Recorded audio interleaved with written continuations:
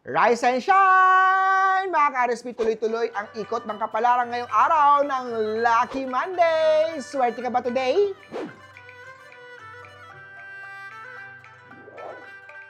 Simulan natin sa mga pinanganak ng Year of the Rat. Maayos ang daloy ng trabaho, samantalihin ito para mauna sa deadline. Makakatulong ang paglagay ng blue crystal sa work area upang palamigin ang tensyon at magkaroon ng peace of mind. Blue at 4. Kaya oksaman tayo, huwag ipilit ang gastos kung alam mong lumalagpas na ito sa budget mo. Mas mainam ang simpleng buhay kesa problemang dala ng maraming utang. Green at 7. Kay Tiger naman tayo, malalim ang connection ngayon. Communication is the lifeline of any relationship. Ito ang araw para ayusin na ang tampuhan. Red at 5. Kay Rabbit naman tayo, may good news dahil may paparating na money blessing. Planuhin maigi kung saan dapat mapunta ang pera. Plan a budget that will tell your money where to go instead of wondering where it went. Yellow at 6. Kay Dragon naman tayo, may sisingit na trabaho task, pero kakayanin kung maayos ang oras mo. Time management ang magiging alas mo ngayong araw.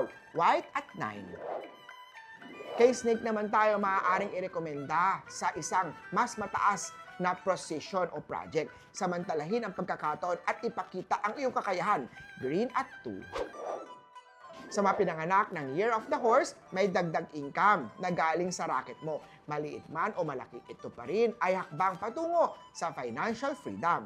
Blue at 1. Kay Goat naman tayo, may darating na bagong project. Kailangan ng full commitment dito. Itabi muna ang ibang task na malayo pa ang deadline. Ayusin ang mga dapat tapusin. Schedule is important.